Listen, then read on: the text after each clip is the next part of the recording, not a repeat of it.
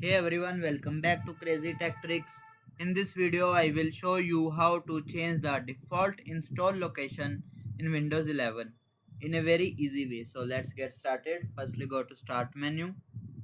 Here you will search for Settings. Now open Settings. Now click on System. Then click on Storage.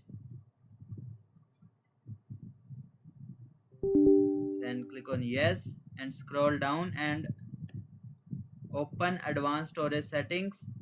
Here you will see, click on it.